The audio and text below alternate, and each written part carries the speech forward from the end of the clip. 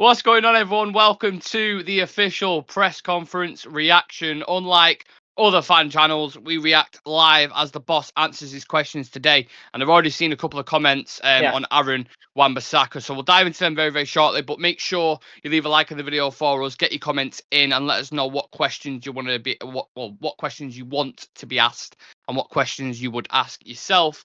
Just whilst we're waiting for a couple of them to come out, Shreyas, how are you feeling ahead of this Manchester derby? Of course, we've got the preview later on at 7 o'clock. Me, Chivi, and Sam will be doing that. But for yourself, how are you feeling ahead of it? Hopeless. Well, yeah, that's good start.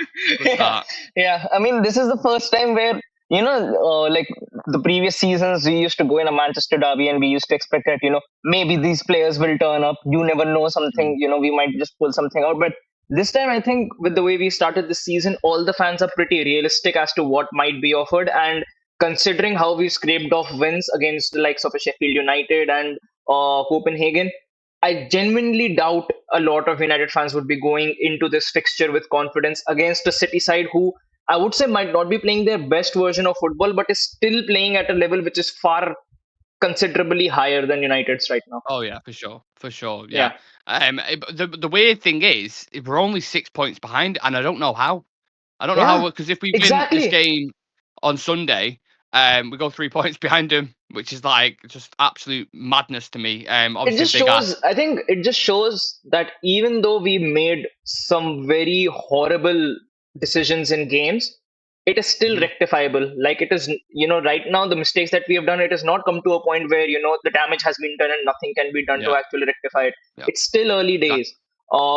If we go on a run of like 5 to 6 games, we get wins, we can see ourselves in the top 4 instantly, because I think the best thing about this situation right now is, even if things don't go our way right now, it will still be on United. It won't be depending on other teams as to where United will finish this season. It will still be in United's shoulders, that United hands, that where will we finish? Will we finishing in the top 4, top 5, 6th, or 7th?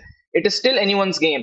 And with the way the season has been going, I expect a lot of ups and downs right now, because can Spurs keep this up for the entire season, where they're still at the top of the dip? Yeah, I know that they'll have a dip, but when will they have a dip? I think that's a big question, because they've not got any European football to actually focus on to. It's not just lost the Prem. 7 wins and 2 losses, I think. They've been playing very well. They've actually been playing really, really well. They've got results against big teams as well. It's not that they've just been playing against teams like Sheffield or Bournemouth. They've been playing against good sides. They've been playing good football. And overall, if I have to look into the top, if you look at it in like the top 10 sense, there's not much of a difference between points. Like within a couple of weeks or 3 weeks, that table can just be tilted upside down. I think the bigger problem for us is, will we be able to get out of the slump, with the way that we've been playing football right now? If we are able to do that, I think we have still got a fighting chance of making it to the top of the, into the top half of the table, in the top 4. Before the season started, I think a lot of us expected to have this sort of a run. Like, we can play good football, but there will surely be a time in the season where, we 3 to 4 games or 3 to 5 games, we won't be playing well. We'll not be playing good football. We'll be making stupid mistakes. And I think maybe we started the season that way, and then maybe we grow into the season more, and these sort of mistakes might not happen in the later stages of the season, and we have a strong finish towards the end. So I think it's still anyone's game in this season, and United, the best thing is United still have a fighting chance to get where they want to. It is not that things are just gone out of hand and we can write the season off.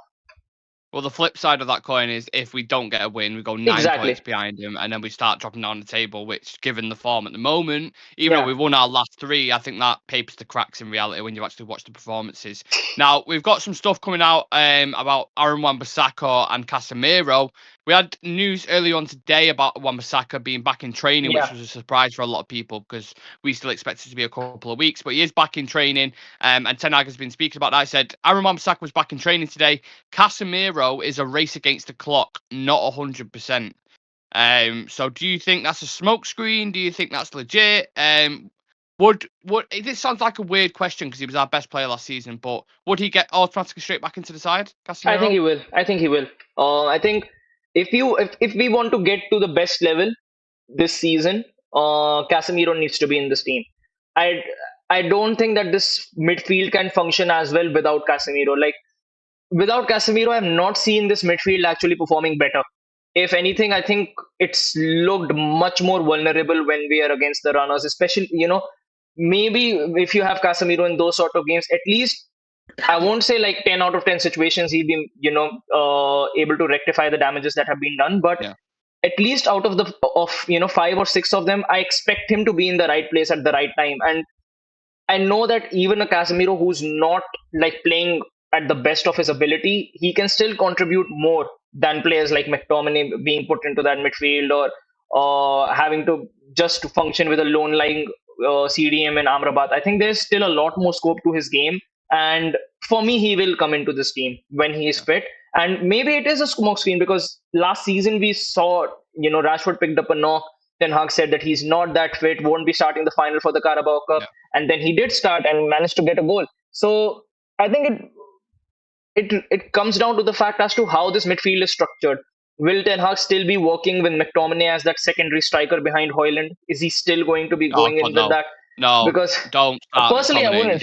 Personally, I wouldn't. No. Personally, I would go with Mason Mount in this game. I think we need that sort of a creative footballer in that midfield or on the flank, and I think it's got this it's got the expiration date with McTominay of actually starting games in that midfield. Maybe you can still put him out of the as a squad player, like off the bench, get him on for a few minutes, but I don't see him being that sort of a player who can help us dictate games in the midfield. I just don't see that happening. You need Casemiro's experience in there as well. More and more people joining the chat. Let us know how you're feeling ahead of the Manchester derby. If you're nervous as fuck like we are, we completely understand. But do get your thoughts in and your comments and leave a like on the video for us. Ten Hag's been asked about Alejandro Garnacho, Shreyas. He says, not concerned in this moment. We are talking with the FA. I can confirm that and want to emphasise we are together, we are united. And you see that in the post of Andre Onana. So not concerned in this moment, sounds good, to be fair. Sounds like it's daft, innit? We spoke about this yesterday. He shouldn't think it. Yeah. On the Manchester derby, he said, I think it's a match that is so huge because it's Manchester, it's internal, but it's also about world football. All the eyes will be on this game globally. Agreed. And then on confidence, he said that's definitely to see we are back where we want to be. This is a hard team to beat. They find a way to win. We're going in the right direction. I think it's a match that is huge. No, I've already read that out. So just on Marcus Rashford now, this is interesting. We'll talk about this. It says, give him the trust and play him every game. Most of the games he finishes every game. So I have a strong belief he will return to scoring a lot of goals. What are your thoughts on that? I really don't have an opinion right now on Marcus Rashford. It's a very hard call to make, especially him starting or being benched in the Man City game, because we are just at a loss of options right now.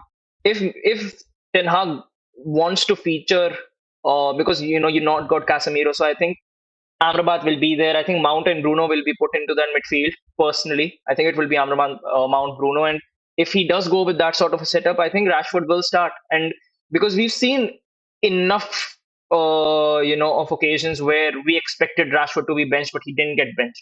And now that it's the Manchester derby, one of the biggest games of the season that we've had, I would say the first biggest game of the season. And so I just don't see him dropping Rashford. I might see him, getting subbed off at around the 65th minute, but I don't see him getting dropped. And I feel the same way about Antony as well.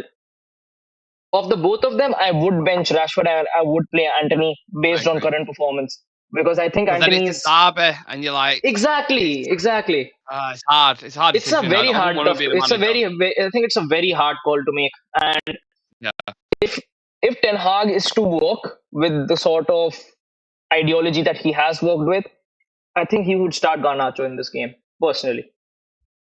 Yeah. Tim99 saying be good to have Casemiro's experience for this one. That's another thing that we didn't speak about there. Obviously, Amrabat can hold his own in that sense, but when it comes to Manchester derbies, he's obviously never played in one, and Casemiro's experienced quite a few. So, yeah, agreed with that. Marcus Rashford, let's see what happens with him. I think a game like tomorrow, if he does get a goal, can do the world of good for him and can turn his form upside down in that sense. So, I think he'll start him, to be honest. But we will dive into that in the preview later on at 7 o'clock. So make sure you come and join me, Chivy, and Sam for that. On the team's performance in general, he said we have a way to go. I see positives and I also see negatives. We are not consistently in position at the level we can be, where we show in games we can be, like Arsenal away and the first 20 minutes at Bayern away. We should do this on a consistent basis, but pressing, we're quite good. We have the most ball regains from the whole Premier League. The most middle regains. Our defending and pressing organisation, that is us, but we don't take benefit in the attacking transition moment. And I think that is pretty spot on. And talk about converting chances. I mean, you could do a highlight clip, couldn't you, Shreyas, of the amount of fucking big chances we've missed, honestly. I've seen United in action against Bayern and all these teams, and I have seen them winning the ball quite a lot in the midfield. Like, I've genuinely seen. I think we saw it against Crystal Palace as well. Mason Mount won the ball in the opposition half. It was a completely open area where Rashford just had to make a cutting run inside, which he genuinely makes. But for some reason, he drifted out wide and just killed the attack altogether. And we won. I think we've had a lot of ball recoveries in the midfield, and not being able to convert even a single one of them even into a goal is a very tough situation to have, especially for a manager who wants to play that style of a football. Like, if you want to play that style of football, then the ball recoveries you make, you need to be converting those sort of opportunities. And right now, whenever we do win the ball, it seems like a blessing that we even get near the opposition box. So, do you know what game stands out to me, Shreyas? The Spurs game? Yeah. Where Rashford had that header, and then Bruno had a header in front of goal, and then there was so many other opportunities where he just this is just not going. I think I was at Paddock actually for that watch along, and I remember saying what the fuck is going on here? How are we not? And that's the thing, and that's the biggest thing. We invite, after not converting those opportunities, we invite opposition teams to actually, be able to attack us, and then they score a goal. We get frustrated. We don't have, the mentality to strike back, and we just end up dropping a lot of points. And I think if you convert, I'm not saying like every single chance you convert, but even if you convert 50% of those chances, like if in the Spurs game as well, I think we created like 4 to 5 opportunities in the first 20 minutes. You convert even a couple of them, like you get 2 goals. It's a completely different picture, because early into the game, when you strike 2 goals, for any team it's going to be very difficult to grow back into the game. But with United, the thing is, we invite pressure onto us. We don't convert those opportunities. Our heads drop. They get 1 goal. They park the bus, and that's been the gameplay with Brentford, and that's also been the same gameplay with Palace as well, where we did drop points. I think against Brentford we were extremely lucky, but against Palace we did see the same sort of plan being used. You could see the same with Sheffield as well. They got the penalty. Well, if you do that tomorrow, you'll get murdered, won't you? If you play like that tomorrow, like imagine in the first 20 minutes, we have created 6 opportunities and not scored even a single one of them. Yeah, you just City won't. And you invite City back onto the game. City will score 4 or 5 past us, and we all know that we don't have the mentality. That's what I'm afraid of. Back. Yeah, that's what I think. We might have a good start tomorrow, and then when you don't start converting them goals, I think that's the reason why I'm actually happy to see United not starting games on a positive note. Whenever we started games on a positive note, we lost. Whenever we've started the game badly, Harry Maguire has scored a header. Well, Ten Hag's been speaking about the lack of goals as well. He said the cooperation has to click, but we showed this week some examples where there are so many. We have overload positions, going in overload position to the opponent's goal, and we don't net or even hit the target. On Onana, this is interesting. He says he has a high expectations of himself. We give him the confidence. Look what you did in the past for great clubs and great leagues. You have the ability and the skills. The last 2 games were good progress. Now we have to keep this going. Onana, is that kind of the last game give you that boost of confidence? I think it does, because I think even against Sheffield and even against Copenhagen, you could see his distribution was also a lot better. Like, he was able to find our players in the attacking third on a lot of occasions and in the right areas. It was just down to our players not being able to, have a good first touch. We had Rashford. I don't know what has happened to him, especially when it comes to ball control.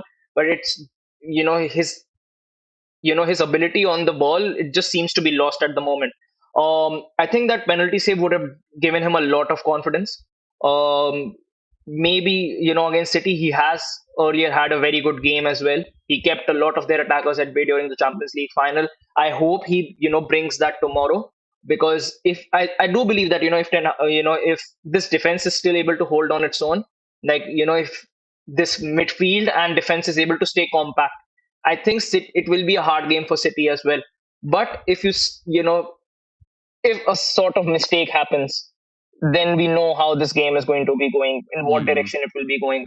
Yeah. The thing is, with United, you cannot even make a single mistake against teams like City or Liverpool, because we all know that the moment you make a mistake, they will score a goal, and then we all know how these players react in those sort of moments. If we need to win against City, we need to maintain a healthy line of 1-0 at least for a considerable amount of the time, get a 2-0 advantage. But for in no way can we get back into the game if City score first. I don't see that in this team anymore. Well, if you think how scarred we are from the big results that went against us last, Liverpool, City, these kind of games, imagine the players going into this one thinking, if I fuck up once or if I make a certain error, the amount of pressure that's on the back, like, oh, no, Rashford, if I miss a chance, if I don't do this, it's like, there's huge pressure, and that's where pressure makes diamonds, or pressure can crumble a player. And it's Højlund's first derby as well, so our entire front line right now is under a lot of pressure. You could already see that, because Højlund hasn't scored a Prem goal yet. It's been fantastic all around, but he's, the stats speak for himself. He's not yet to score a Premier League goal, and what a time it would be to do that. But you can already see the Højlund versus Haaland. I guarantee, right, just here's my prediction now. There's going to be a stat, the show tomorrow, where it says Haaland, and games with Højlund like 4-0 goals, 0 assists. Haaland 11 goals, 2 assists, or whatever it is. I guarantee it. They'll put that out. It will be. But it doesn't do justice to what is actually being there. No, it's stupid as fuck. Like, it's just, there's no context to it whatsoever. But you know what Sky are like, they put up some mad shit. Ten Hag's been asked about how far United are away from Man City. He said, in this moment, they're 6 points ahead. We're 6 points back. We have to catch up. We know we have to progress, make developments. It has to do with the cooperation, the movement around it. We have to work on that. I tend to agree with that. It does feel a bit like a make or break moment with this game, doesn't it, Shreyas? Like, if we was to lose it, it does. It's not that, like, it's not the be all end all, but I just think if we lose it, I can see Europa League. I can already hear like the Europa League music. I can, see us the confidence being even more depleted and more errors being made. But then if you win it, it could be such like a exactly my point. Because last season we won against Liverpool, and we won. We went on a incredible run both in the Premier League as well as the Europa League. There are two sides to tomorrow's game. If we even get a draw, I would say tomorrow, it will do one. Yeah. It will actually bring a lot of confidence into this team. And it kills me saying that, because you shouldn't really be saying that about United. Yeah, but it's it is the truth that that right now, even if this team gets a draw against a City, their confidence will will definitely go up. If we lose, there will be some tough calls being made. And I think if we lose tomorrow, and if Rashford starts and these players start, then there will be an immense pressure on these players, and there will be even more pressure on Ten Hag, because I don't think that he'll have as much freedom to actually pick these players up once again and again and again if they don't turn up tomorrow. Like, I'd say even if we lose against City tomorrow, but we show a fighting performance, you can still take positives from that. But if it goes in the direction of we nick a goal, then we give away two, and then I still remember a game where in the last 15 minutes City had like 92% possession, and we were just not winning the ball back and progressing forward. If that sort of a thing happens, then some rough calls need to be made, and I think Ten Hag actually needs to revisit a lot of things and his plan for the season, because right now it just doesn't seem to be working. And I don't think that Man City is a sort of a game where you should be making experiments. Yeah, no, definitely not. Just for people who are just joining now, or if you're watching a little bit later on, the main kind of takeaways from this press conference so far: Casemiro's a race against the clock. He's not 100%, so whether he'll be out or not for the Manchester derby, we're not too sure yet. Luckily, we've got fucking Amrabat there who can kind of fill in, because otherwise you're looking at Eriksen or McTominay in that midfield, and that is doomsday, mate, if that happens. He's speaking about Marcus Rashford and saying it'll come. He's just he's going to basically play him into form, which I don't necessarily agree with, but it's Ten Hag's methods. He seems to believe that. I think he's doing the same thing as last season, to be fair, where he's like pre-World Cup, he wasn't amazing. Came back from the World Cup and then just started killing it. So he's kind of hoping and banking on the fact that he comes back into that form. With a run of 10 to 15 games, eventually he comes to scoring. Yeah. So I don't know if that's going to happen or not. Aaron Wan-Bissaka is back in training, full training. So it'd be nice to have him back. Three fit fullbacks. Three fit fullbacks for the first time this season. He was one of our better players, wasn't he, before he got injured? Him, Varane, and I think it's a big Onana, boost. Yeah, I think it's a big boost, him coming back. Especially against City. You would need someone like him to be in that defensive backline because it doesn't look good right now, having Maguire and Varane and then the likes of the players that we have in disposal right now. I'd be surprised if he start. I don't think he'll start against. Even I don't. I think he'll be on the bench. I think he'll be on the bench. But yeah, if you need to bring him on a little 30-minute job on Doku or something like that, then go for it. Absolutely. So yeah, there's not much more coming out from the press conference. We spoke about Onana, saying he has high expectations from himself.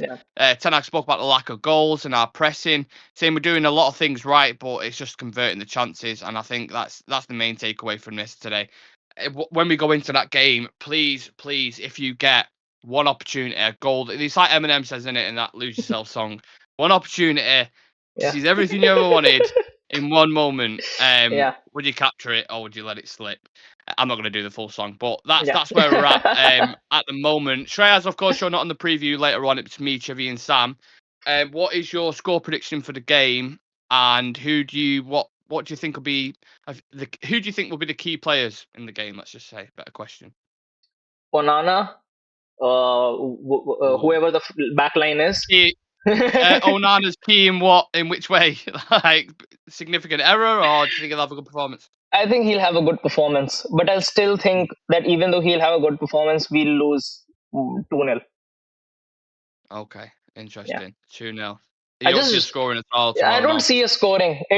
It's taken us a lot of struggle to score against teams like Sheffield and Copenhagen. Like imagine to get over the line against a team like Copenhagen, it took Harry Maguire to score a header from an Eriksen cross. And to win against a Sheffield United, it took Diogo Dalot to score a screamer from outside the box as well. And then you're coming up against City, who I would definitely say has a very, very strong backline in comparison to Sheffield and Copenhagen. Like Ruben Diaz, I think John Stones is back for them.